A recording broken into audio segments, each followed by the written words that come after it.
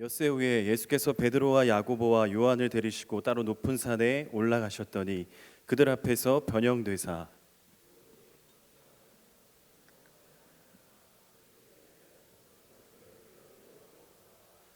이에 엘리야가 모세와 함께 그들에게 나타나 예수와 더불어 말하거늘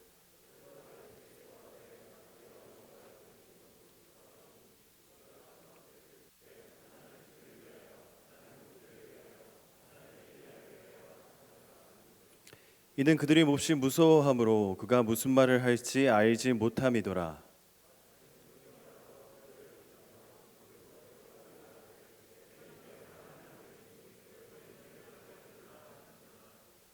함께요.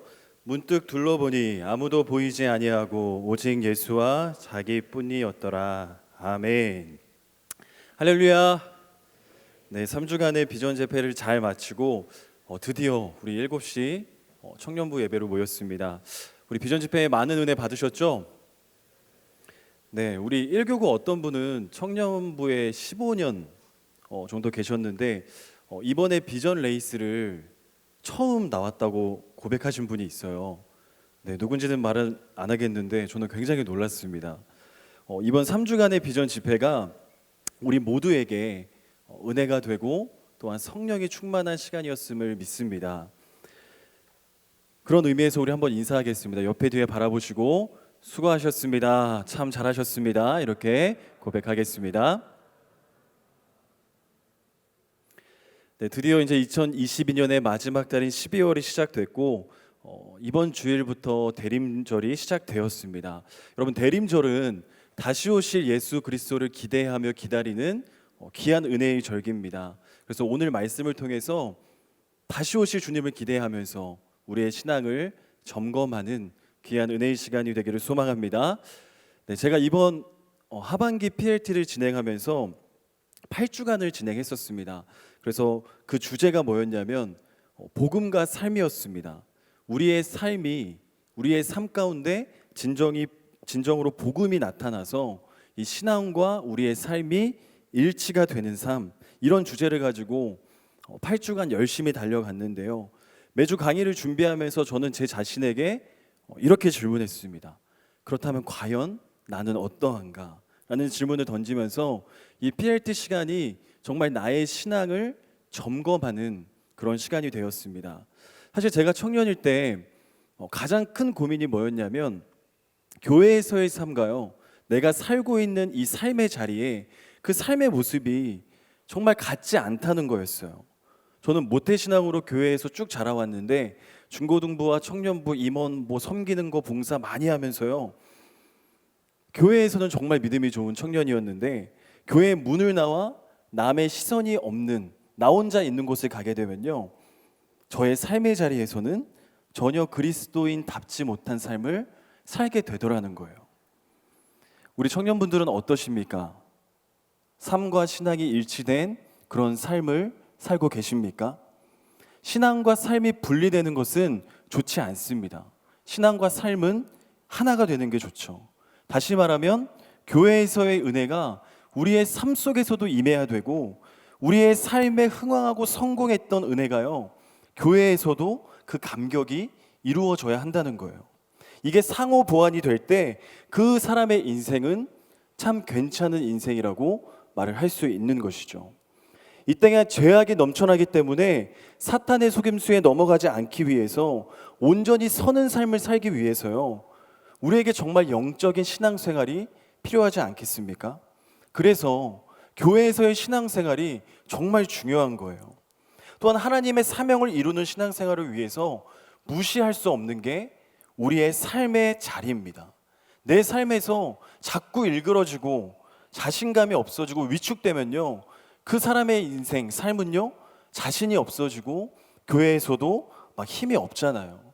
우리의 삶의 자리에서 승리하고 잘 사는 것도 우리의 삶에, 우리의 신앙생활에 영향을 미친다는 거예요. 신앙과 삶, 어느 한쪽이라도 무너지면요, 온전한 신앙생활을 할 수 없게 되더라는 거예요. 그래서 교회에서의 예배와 우리의 모든 영적인 활동을 통해서 우리의 삶을 하나님의 은혜로 회복하는 것, 그것이 하나님께서 원하시는 우리의 삶인 것입니다. 교회에서 은혜를 받고요, 영적인 체험을 하는데 그것이 단순한 체험으로만 끝나게 되면 무슨 영향력이 있겠냐는 거예요. 이것을 가지고 우리의 삶의 자리로 가서 신령한 능력으로 꽃피울 때까지 이어가는 것, 이것이 바로 그리스도인의 능력, 성도의 능력이라는 것입니다. 교회의 삶 따로, 교회 밖에서는 내 맘대로 살고 이렇게 나뉘어서 우리가 살아간다면요, 교회에서의 신앙, 강력한 은혜 체험이 우리의 삶에 무슨 소용이 있겠냐는 거예요. 그래서 우리의 다양한 삶의 자리는 하나님의 능력과 은혜를 체험하는, 그 진가를 발휘하는 좋은 장소가 된다는 것입니다. 삶과 신앙이 조화가 될 때요, 우리 삶 속에 있는 골리앗, 우리 삶 속에 있는 여리고성이 무너뜨릴 수 있는 능력이 그때 우리에게 생긴다는 것입니다. 여러분, 다윗이요, 골리앗 쓰러뜨리지 않습니까? 그 승리의 원동력이 어디에서 왔냐면요, 다윗의 삶의 자리에서 신비한 능력의 체험에서 있었어요. 골리앗을 쓰러뜨리기 위해서 그 앞서서 다윗의 인생에 하나님의 은혜를, 신비한 은혜를 체험한 것이 그의 삶에 있었다는 겁니다. 우리 말씀 한번 보여주세요. 사무엘상 17장 34절, 우리 35절을 같이 한번 읽어보겠습니다. 사무엘상 17장 34절 35절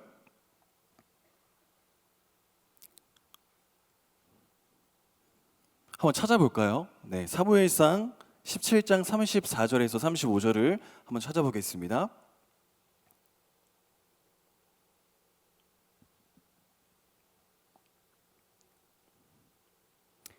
사무엘상 17장 34절 35절 우리 함께 한 목소리로 읽을게요. 다윗이 사울에게 말하되 주의 종이 아버지의 양을 지킬 때에 사자나 곰이 와서 양떼에서 새끼를 물어가면 내가 따라가서 그것을 치고 새끼를 건져내었고 그것이 일어나 나를 해하고자 하면 내가 그 수염을 잡고 그것을 쳐 죽였나이다. 여러분, 다윗이 목동일 때 사자나 곰이 그 양의 새끼를 물어갈 때요, 다윗이 그걸 보고 어떡합니까? 다윗은 힘이 없는데 그 양의 새끼를 물고 가는 것, 그것들이 너무 괘씸해서 가만히 있을 수가 없었다는 거예요. 그래서 어떻게 해요? 쫓아가서 그 수염을 잡고 쳐 죽였다라고 다윗은 고백하고 있습니다. 우리 36절을 보시면요, 제가 한번 읽어볼게요. 주의 종이 사자와 곰도 쳤은즉 살아계시는 하나님의 군대를 모욕한 이 할례받지 않은 블레셋 사람이리까 그가 그 짐승의 하나와 같이 되리이다. 아멘. 다윗이 골리앗 앞에 섰는데요, 그 신비한 능력, 자기의 삶 속에서 그 능력을 체험한 것을 기억한 거예요. 사자와 곰도 내가 쳐 죽였는데 저 골리앗쯤이야, 이런 고백을 하고 있지 않습니까? 다윗은 하나님 앞에 신비한 능력을 체험한 거예요. 이런 능력과 은혜가, 감격이, 그 경험이요, 다윗의 삶 속에 골리앗을 무너뜨리는 그런 원동력이 되더라는 겁니다. 여러분, 우리 삶 속에요, 이런 능력과 은혜가 없다면요, 어떻습니까? 늘 쓰러지고요, 넘어지고 무력한 삶을 살아갈 수밖에 없어요. 여러분, 거대한 세상 앞에 두렵고 떨며 계속되는 실패 앞에 좌절하고 있다면 우리는 어떻게 해야 됩니까? 무엇을 점검해야 돼요? 내 신앙의 자리를 점검하셔야 됩니다. 내가 은혜 받고 있는가? 나의 삶에 하나님의 능력과 은혜의 체험이 있는가? 성령의 능력이 내 삶에 체험되고 있는지 우리는 우리의 신앙을 점검해야 하는 것입니다. 뿐만 아니라 내 삶의 자리에 그것이 계속적으로 영향을 미치고 있는지를 돌아보셔야 돼요. 교회에서의 은혜로 끝나는 것이 아니라 그것들이, 그 은혜와 능력이 우리의 삶 속에 위대한 능력으로 나타나기 시작할 때 우리는 세상을 능히 이길 수 있는 귀한 능력을 얻게 된다는 것입니다. 여러분, 오늘 본문은요, 유명한 본문입니다. 보통 예수 그리스도의 변화산 사건이라고 얘기를 하는데, 신앙생활 가운데 겪는 그런 은혜와 영적인 체험을 우리에게 말씀하고 있어요. 본문 내용은 이렇습니다. 예수님께서 많은 제자들 가운데 몇 명을 선별하세요? 3명을 특별히 선별하셔서 베드로와 야고보와 요한을 데리고 산 위로 올라가셨습니다. 여러분, 다 데리고 간 게 아니라 딱 3명만 데리고 가셨어요. 왜 올라가셨는지는 알 수 없지만 2절을 보면요, 예수님이 3명의 제자를 데리고 높은 산에 올라갔다라고 말씀하고 있습니다. 그런데 저는 말씀을 묵상하다 보니까 이런 질문을 해봤어요. 산이 많을 거 아닙니까? 그런데 성경에는 높은 산이라고 그냥 나와 있어요. 뭐 한라산이라든지 지리산이라든지 그런 지명의 이름이 없고 그냥 높은 산이 있어요. 그래서 말씀을 준비하면서 왜 하필 높은 산이었을까라는 질문을 던지게 되었습니다. 동산도 괜찮고 언덕도 괜찮고 아니면 험한 산이라고 하면요 더 영적일 것 같은데 성경은 높은 산이라고 기록하고 있습니다. 말씀을 묵상하면서 예수님이 3명의 제자를 선별해서 올라가셨는데 왜 올라가셨는지에 앞서서요 왜 높은 산에 가셨을까를 한번 생각해 봤습니다. 여러분, 왜 높은 산일까요? 저는 2가지 이유를 생각해 봤는데 첫째는요 높은 산이라고 한 이유는 여러분 높은 산은 우리 스스로 올라갈 수 없더라는 거예요. 여러분 히말라야와 에베레스트에 있는 높은 산을 올라갈 때 여러분 혼자 올라갈 수 있으세요? 절대 불가능합니다. 왜 그래요? 왜 누구와 같이 가야 합니까? 경험 많은 노련한 산악인의 도움을 받지 못하면 거기는 결코 올라갈 수가 없어요. 왜 예수님께서 올라가신 그 산을 높은 산으로 했을까? 주님과 동행할 때 무엇인가를 얻는 높은 산이라는 거예요. 그 산에서 신비한 체험을 하고 능력을 받게 되는데 그것은 우리가 스스로 만들어낼 수 없다는 것입니다. 세상에는 경험할 수 없는 거예요. 예수님과 동행할 때 얻을 수 있는 것이요 바로 높은 산에서 얻을 수 있는 것입니다. 이 높은 산에서 제자들은 무엇을 경험합니까? 찬란한 형상으로 변화되는 예수님을 만나게 됩니다. 삶의 자리에서 겪어보지 못했던 그 능력의 예수님을 여기서 만나게 돼요.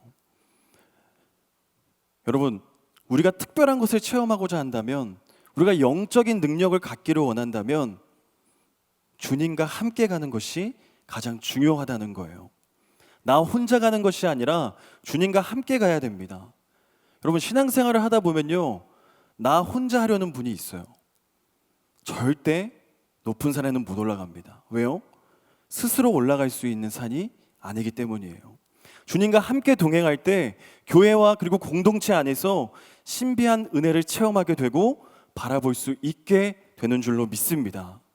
베드로와 요한과 안드레는 주님과 함께 산에 올라서 여러분 말로만 듣던 구약의 엘리야와 모세가 예수님과 대화하는 그 신비한 장면을 보게 되지 않습니까? 뿐만 아니라 구름 속에서 있는 내 사랑하는 아들이니 너희는 그의 말을 들으라 라는 하나님의 음성도 거기서 듣게 되는 거예요. 굉장히 신비하지 않으십니까? 때때로 우리가 이런 체험을 할 때가 있잖아요. 너무 신앙생활이 밋밋해서 예배 드리는 것 같지도 않고 신앙생활을 하는 것 같지도 않고 그렇게 그런 느낌, 그런 생각할 때가 우리에게 얼마나 많습니까? 우리의 삶 속에 이 능력을 끌어가고 싶은데 왜 못할까요? 이유는 한 가지입니다. 여러분 이곳에서 주님과 동행하지 못하고 나 혼자 어떤 것을 하려고 하기 때문이에요. 그 주님을 바라보지 못하기 때문입니다. 이곳에서 예배드리는 우리 모두가 주님과 동행하며 주님과 함께할 때 하나님의 능력과 은혜가 반드시 우리 모두에게 임할 줄로 믿습니다. 여러분 왜 높은 산일까? 2번째로 제가 생각해 봤는데 여러분 다 데리고 간 게 아니에요. 딱 3명만 데리고 가셨어요. 왜 3명만 데리고 가셨을까요? 주님께서 보실 때 그 3사람이 훈련된 사람이었다는 거예요. 주의 말씀을 선포했을 때 내 것으로 삼을 수 있는 순종의 마음이 있는 사람들이라는 것입니다. 이 3사람만 데리고 간 것을 봐서 훈련된 사람이 아니면요 이 높은 산을 오르지 못했을 거예요. 우리는 주님께 훈련받을 필요가 있습니다. 왜요? 높은 산에 올라가기 위해 훈련받고 순종하는 삶을 살다 보면 능력을 받게 됐고 더불어 내 삶의 자리에서 승리하는 놀라운 체험을 하게 된다는 것입니다. 온전히 순종하며 나아갈 때 하나님께서 높은 산을 올라갈 수 있는 호흡과 힘과 체력을 허락해 주신다는 거예요. 하나님께서 우리를 여러 가지로 훈련하십니다. 리더로, 임원으로, 여러 가지 섬김의 자리로 우리를 높은 산에 올라가게 하기 위해서 하나님의 방식대로 우리 한 사람 한 사람을 훈련하신다는 거예요. 여러분, 이제 올해 가장 중요한 것이 남아있죠. 뭐가 남아있죠? 크리스마스가 남아있어요. 여러분, 인선이 남아있어요. 갑자기 여기를 연결하니까 그렇죠. 여러분, 내년 인선이 남아있습니다. 여러분, 전화 받으시면 무조건 순종하시길 축복합니다. 너무 적습니다. 순종하시길 축복합니다. 아멘.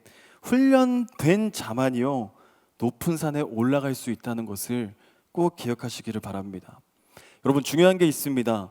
변화산에서요 이 예수님의 신비한 모습을 본 베드로의 반응인데요, 우리 5절에 나오거든요. 우리 9장 5절을 같이 한번 읽어보겠습니다. 9장 5절 시작. 베드로가 예수께 고하되 라피여, 우리가 여기 있는 것이 좋사오니 우리가 초막셋을 짓되 하나는 주를 위하여, 하나는 모세를 위하여, 하나는 엘리야를 위하여 하사이다 하니. 여러분, 이 신비한 모습, 예수님의 신비한 모습을 체험한 베드로의 반응이 어땠냐면요, 그 엄청난 신비한 능력을 받고 은혜를 받았는데 그 반응이 뭐였냐면요, 뭐라 그래요? 머물기를 원했다는 거예요. 그 하나님의 능력과 은혜를 체험했는데 소유를 하기를 원한 게 아니라 그 자리에 눌러 앉기를 원한 거예요. 저는 말씀을 묵상하면서 여기에 영적 체험의 위험성이 있다고 봅니다. 여러분, 영적인 체험과 은혜는요 머무르시면 안 돼요. 거기다가 초막셋을 지으면 안 된다는 겁니다.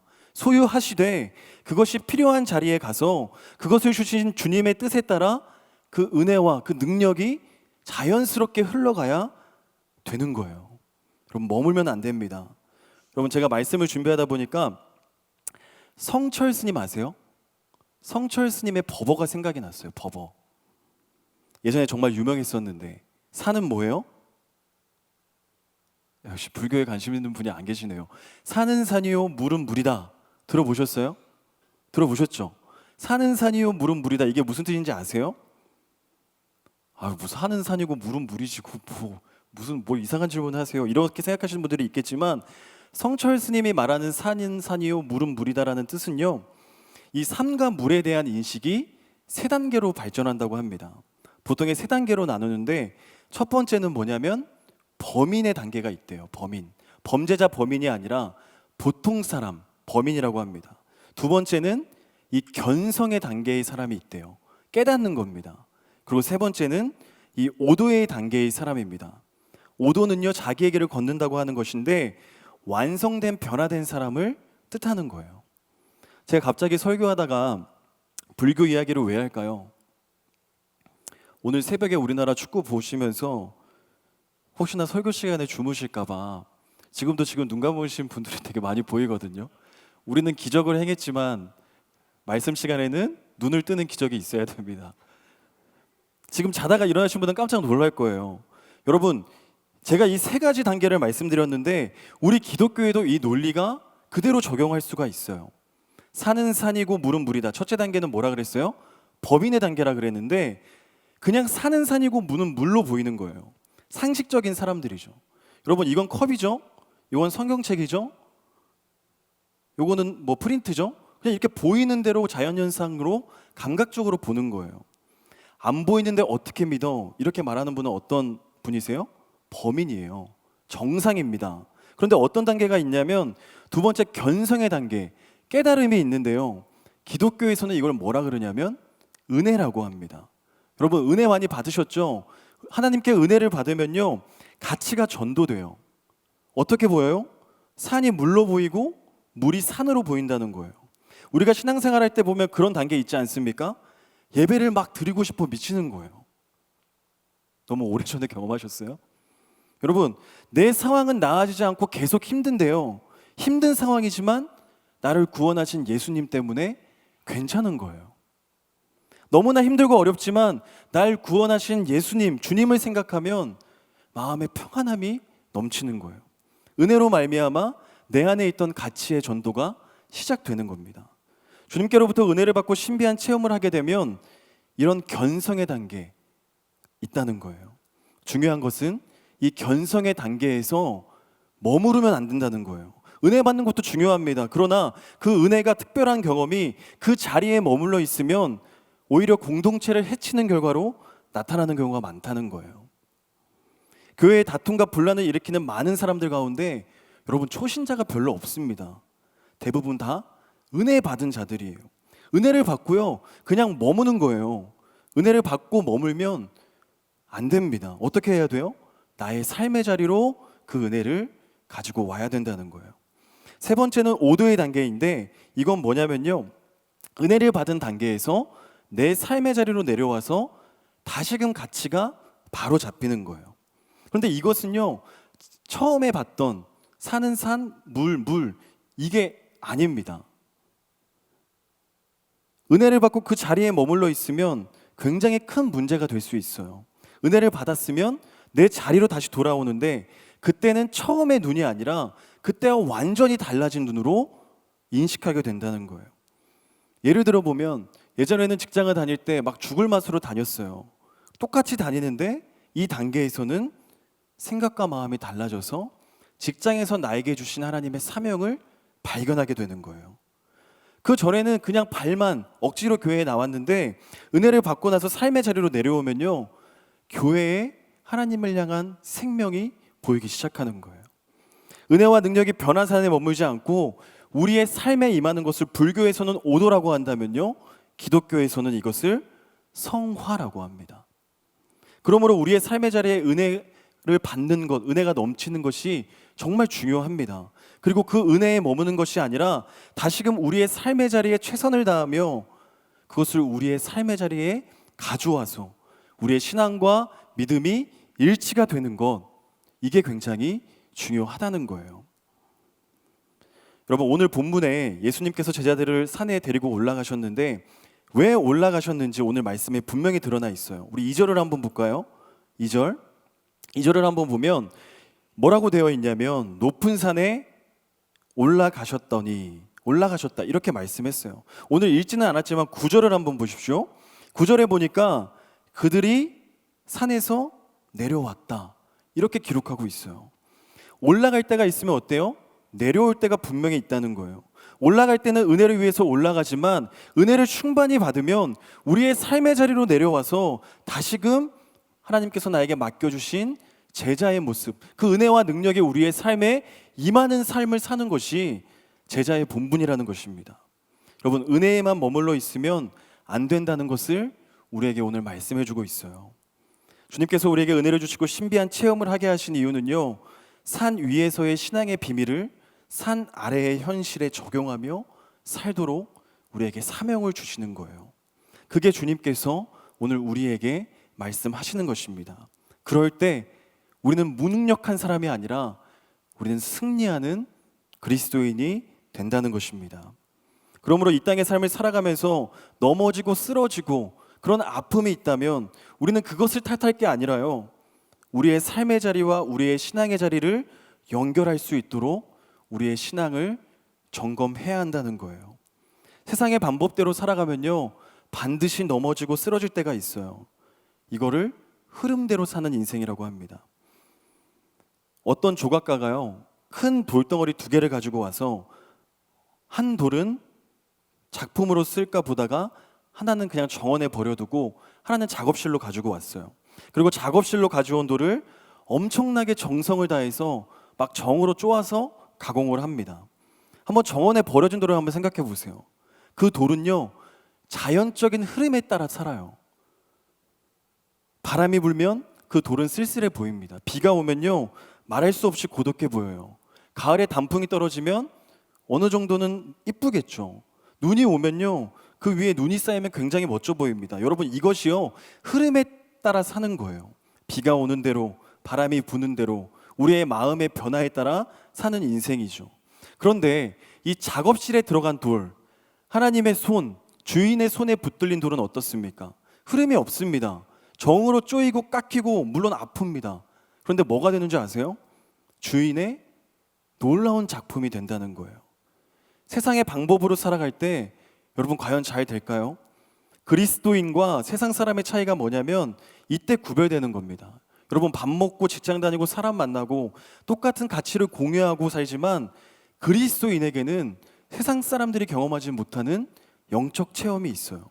우리는 신비한 능력과 은혜를 갖고 있습니다. 여러분, 이것이 차이점이에요. 이것을 어디서 누려요? 언제 누립니까? 오늘 우리가 모인 이 자리에서 누려야 하는 거예요.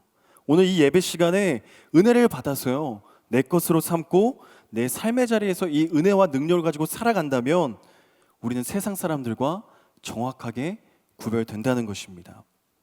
중요한 것은 현실 속에 최선을 다해 살지만 더불어 영적 체험, 그 은혜를 우리는 구하며 살아야 된다는 거예요.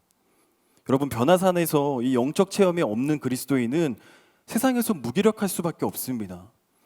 여러분, 출애굽할 때 이스라엘 백성들이 그 가나안 땅의 앞에서 누굴 보내죠? 정탐꾼을 보냅니다.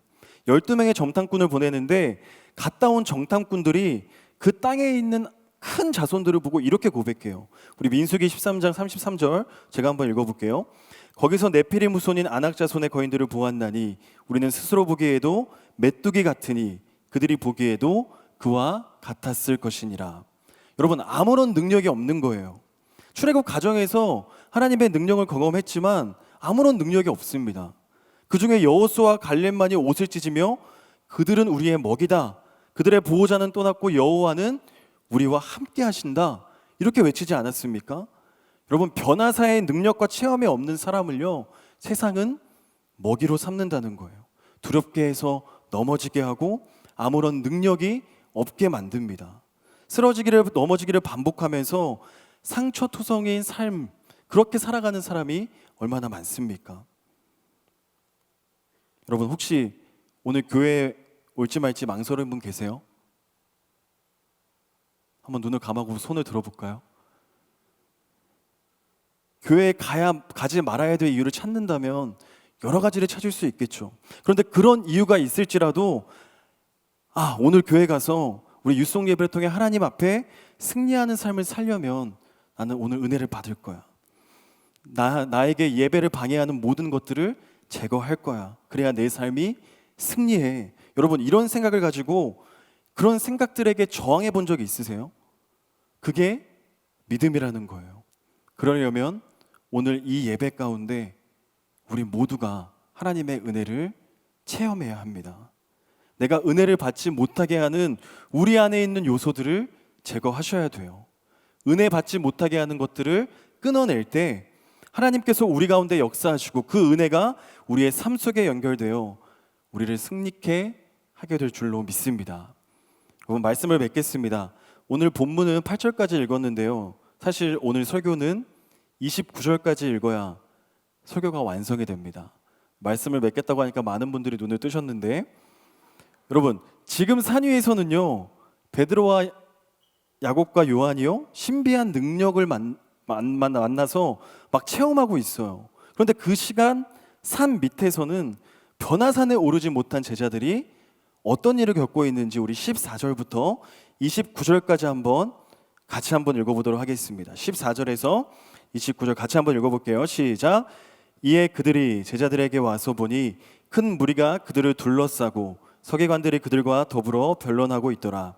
온 무리가 곧 예수를 보고 매우 놀라며 달려와 문안하거늘 예수께서 물으시되 너희가 무엇을 그들과 변론하느냐? 무리 중에 하나가 대답하되 선생님, 말 못하게 귀신 들린 내 아들을 선생님께 데려왔나이다. 귀신이 어디서든지 그를 잡으면 거꾸러져 거품을 흘리며 이를 갈며 그리고 파리에 지는지라. 내가 선생님의 제자들에게 내쫓아 달라 하였으나 그들이 능히 하지 못하더이다. 대답하여 이르시되 믿음이 없는 세대여, 내가 얼마나 너희와 함께 있으며 얼마나 너희에게 참으리요. 그를 내게로 데려오라 하시매 이에 데리고 오니 귀신이 예수를 보고 곧 그 아이로 심히 격려를 일으키게 하는지라. 그가 땅에 엎드려져 구르며 거품을 흘리더라. 예수께서 그 아버지에게 물으시되 언제부터 이렇게 되었느냐 하시니 이르되 어릴 때부터니이다. 귀신이 그를 죽이려고 물과 물에 다주 던졌으나 그러나 무엇을 하실 수 있거든 우리를 불쌍히 여기사 도와주옵소서. 예수께서 이르시되 할 수 있거든이 무슨 말이냐? 믿는 자에게는 능히 하지 못할 일이 없느니라 하시니 곧 그 아이의 아버지가 소리를 질러 이르되 내가 믿나이다. 나의 믿음 없는 것을 도와주소서 하더라. 예수께서 무리가 달려와 모이는 것을 보시고 그 더러운 귀신을 꾸짖어 이르시되 말 못하고 못 듣는 귀신아, 내가 내게 명하노니 그 아이에게서 나오고 다시 들어가지 말라 하시매 귀신이 소리 지르며 아이로 심히 경련을 일으키게 하고 나가니 그 아이가 죽은 것 같이 되어 많은 사람이 말하기를 죽었다 하나 예수께서 그 손을 잡아 일으키시니 이에 일어서니라. 집에 들어가심에 제자들이 조용히 묻자오되 우리는 어찌하여 능히 그 귀신을 쫓아내지 못하였나이까. 이르시되 기도 외에 다른 것으로는 이런 종류가 나갈 수 없느니라 하시니라. 아멘. 여러분, 변화산의 사건과 귀신 들린 아이를 고치는 사건이 붙어 있습니다. 여러분, 이런 얘기예요. 산 위에서는 능력을 체험하고 있어요. 영적인 은혜를 체험하고 있습니다. 그런데 산 아래에는 어떤 일이 벌어지고 있어요? 올라가지 못한 남은 제자들이 무능력한 가운데 서기관의 비판과 공격을 받고 있는 거예요. 18절에 보니까요, 제자들이 능히 하지 못한다고 말씀합니다. 여러분, 문법적으로요, 능히 하지 못한다는 게 맞아요? 아니죠. 능히 고친다는 말이 맞아요. 그런데 능히 고치지 못한다는 말은 뭐예요? 여러분, 비웃는 겁니다. 제자들이 쫓으려고 했는데 전혀 반응이 없더라는 거예요. 예수님께서 고치시니까 제자들도 그럴 줄 알았는데 아니라는 겁니다. 여러분, 산 위에서의 체험은 그야말로 화려해요. 무엇이든지 다 할 수 있어 보입니다. 그에 비해 산 아래의 현실은요, 참으로는 고달프고 힘듭니다. 거꾸러져 거품을 흘리고 이를 가며 파리에 져가는 귀신 들린 아이를 지켜보았던 이 아버지의 한 맺힌 세상살이가 바로 산 아래의 현실이에요. 여러분, 이 두 가지 현실이 우리에게 공존하고 있습니다. 이 상황에서 예수님께서 뭐라고 말씀하세요? 19절 제가 한번 읽어볼게요. 이 믿음이 없는 세대여, 내가 언제까지 너희와 함께 있어야 되느냐? 언제까지 참아야 되느냐? 여러분, 이렇게 말씀하세요. 주님이 곧 얼마 안 있으면 떠날 것임을 우회적으로 말씀하시면서 내가 없더라도 너의 삶의 자리에 능력을 행하는 사람으로 서야 한다고 말씀하시는 거예요. 이후에도 이 아이의 경우처럼 너희가 어찌 하지 못할 일들이 많이 일어난다는 겁니다. 언제까지 내가 너희와 함께 있어야 하느냐? 너의 은혜의 자리가 삶의 자리가 되게 하라. 교회의 삶과 우리의 삶의 자리가 분리돼서는 안 된다. 이렇게 오늘 우리에게 말씀하시는 거예요. 여러분, 교회에서 은혜를 받았는데 교회 문을 나서버리면 다 잊어버리고 삶의 선택과 결정의 순간에 하나님의 말씀이 나를 지배하지 못한다면 어떻게 우리의 삶의 자리에서 그 받았던 은혜와 능력이 나타날 수 있겠습니까? 저와 여러분의 능력 별거 아니잖아요. 하나님과 멀어지게 하는 우상들, 끊어야 할 것도 제대로 못 끊어내는 그런 우리의 모습, 의지력이 약하니까 우리가 뭘 할 수 있겠습니까? 여러분, 하나님께서 은혜와 능력을 주실 때에 거기서 끝나는 것이 아니라 우리의 삶의 자리에서 그 능력과 은혜로 우리가 삶의 예배자가 되고 살아가는 것이 주님의 뜻이고 우리가 그렇게 살아가는 것이 우리의 사명인 줄로 믿습니다. 여러분, 꼭 기억하시길 부탁드립니다. 교회에서 받은 은혜와 능력이 삶으로 이어져서 우리의 한 사람 한 사람이 그런 능력이 나타나고 우리 청년부가 그 은혜를 깨치는 그런 공동체가 되기를 간절히 소망합니다. 우리 오늘 말씀을 기억하면서 우리 같이 한번 찬양하겠습니다.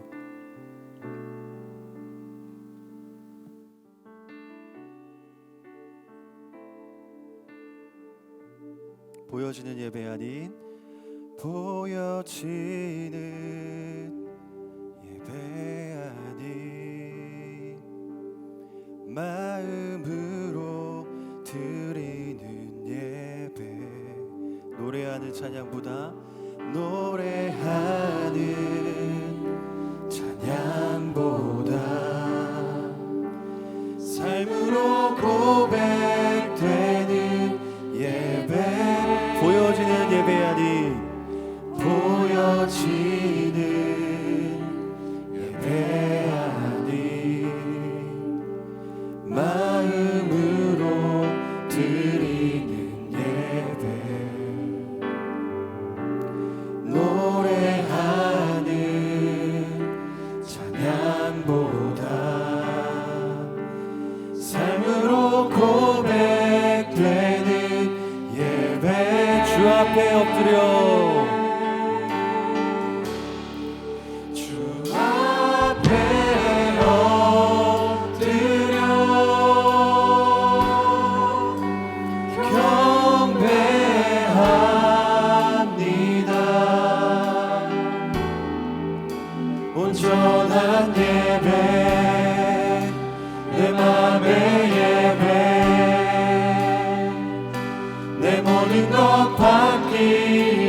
합당하신 분 주 앞에 엎드려 예배합니다. 예배합니다. 나의 모든 삶 나의 모든 뜻 말씀 앞에 순종하는 삶의 예배 드리기 원하네. 우리 시간 한 번 더 고백하기 원합니다. 나를 위한 예배하니 나를 위한 예배하니 주님 뜻을 향한 예배 주님 뜻을 향한 이 시간 예배 드릴 때 내 마음과 정성을 다하여 드리기 원합니다. 내 마음과 정성 다하여서 주 앞에 드려지는 우리 한 번 더 고백합니다. 나를 위한 예배하니 나를 위한 예배하니 주님 뜻을 향한 예배 내 맘과 정성 다하여서 맘과 정성 다하여서 주 앞에 드려지는 오늘 주님께서 이 예배를 통해 우리에게 능력과 은혜를 주실 줄로 믿습니다. 주 앞에 엎드려 경배합니다. 경배합니다. 온전한 예배 내 맘의 예배 내 모든 것 받기 합당하신 주 앞에 엎드려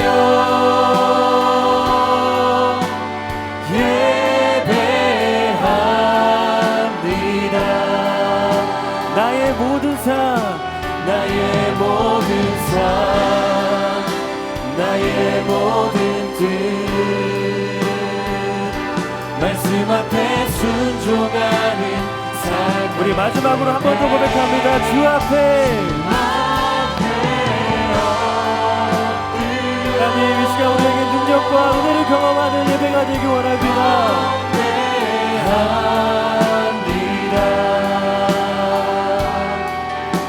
온전한 예배 내 맘의 예배 내 모든 것 받기 합당하신 주 앞에 엎드려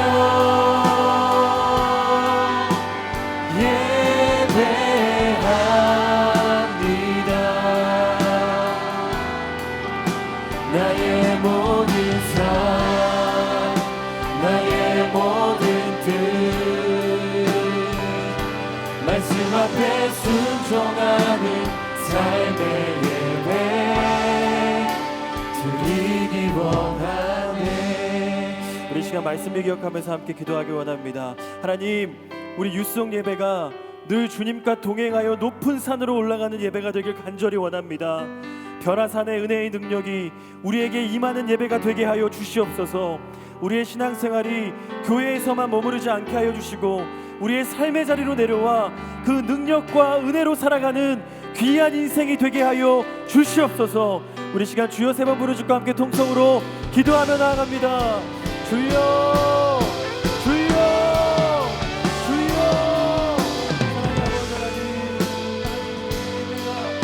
사랑하는 하나님 귀한 예배가 되기 원합니다. 하나님 너무나 시들고 메마른 우리의 심령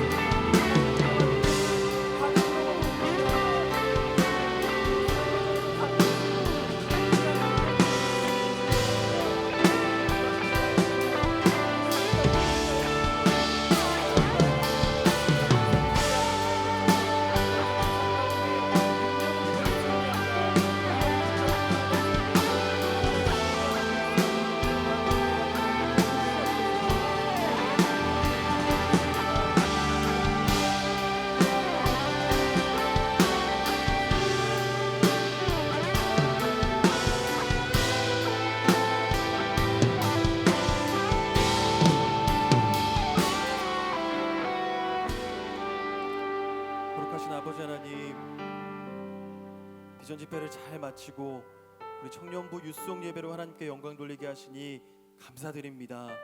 하나님, 우리의 예배가 변화산에 올라 하나님의 능력과 은혜를 체험했던 귀한 예배가 되길 원합니다.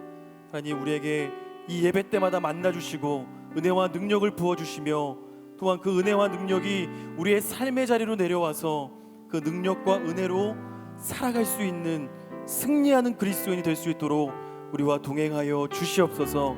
더 이상 세상 가운데 힘들다고 넘어지며 능력 없는 그리스도인이 아니라 훈련받은 주님의 제자로 말씀 앞에 순종하며 승리하며 나아가는 한 사람 한 사람, 그리고 우리 청년부가 되게 하여 주시옵소서.